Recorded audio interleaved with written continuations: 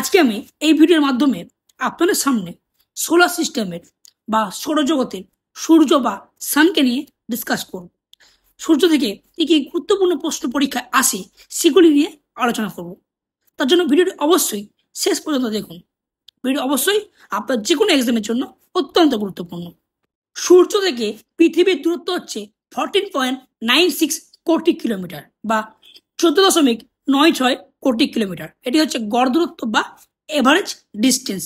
সর্বোচ্চ দূরত্ব হচ্ছে 15.21 কোটি কিলোমিটার বা 15.21 কোটি কিলোমিটার। এটি হচ্ছে সর্বোচ্চ।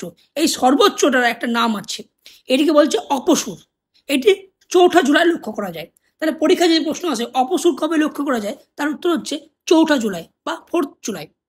আর সর্বনিম্ন দূরত্ব হচ্ছে 14.70 কোটি কিলোমিটার, 14.70 কোটি। এটি সর্বনিম্ন দূরত্ব। এটিরও একটি নাম আছে যেটিকে বলা হচ্ছে অনুসূর অবস্থা, সূর্যের অনুসূর অবস্থা। ঠিক আছে, এই যে অনুসূর অবস্থা এটি লক্ষ্য করা যায় 3রা জানুয়ারি। তাহলে অপসূর হচ্ছে 4 জুলাই আর অনুসূর হচ্ছে 3রা জানুয়ারি। এবার আমরা সূর্যের ব্যাস দেখি। সূর্যের ব্যাস হচ্ছে 13,92,682 কিলোমিটার।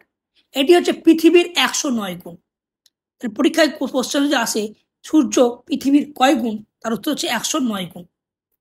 একটি খুব গুরুত্বপূর্ণ প্রশ্ন সূর্য থেকে বারবার পরীক্ষা এসে থাকে যে সূর্য থেকে পৃথিবীতে আলো আসতে কতক্ষণ সময় লাগে। এর উত্তর হচ্ছে 8 মিনিট 20 সেকেন্ড। এটি বহুবার পরীক্ষাতে এসছে যে সূর্য থেকে পৃথিবীতে আলো আসতে সময় কতক্ষণ লাগে। এটার উত্তর কিন্তু 8 মিনিট 20 সেকেন্ড। আচ্ছা, সূর্য কি নিয়ে গঠিত? সূর্য প্রধানত হাইড্রোজেন এবং হিলিয়াম নিয়ে গঠিত। তাহলে যদি পরীক্ষায় প্রশ্ন আসে সূর্য প্রধানত কি নিয়ে গঠিত, তার উত্তর হচ্ছে হাইড্রোজেন এবং হিলিয়াম।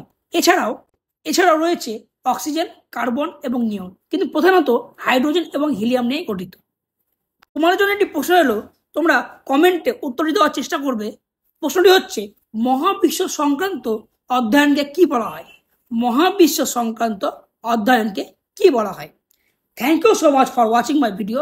এরকম আরও ভিডিও পাওয়ার জন্য, তথ্যমূলক ভিডিও পাওয়ার জন্য আমার চ্যানেলটিকে অবশ্যই সাবস্ক্রাইব এবং ফলো করুন। Thank you so much.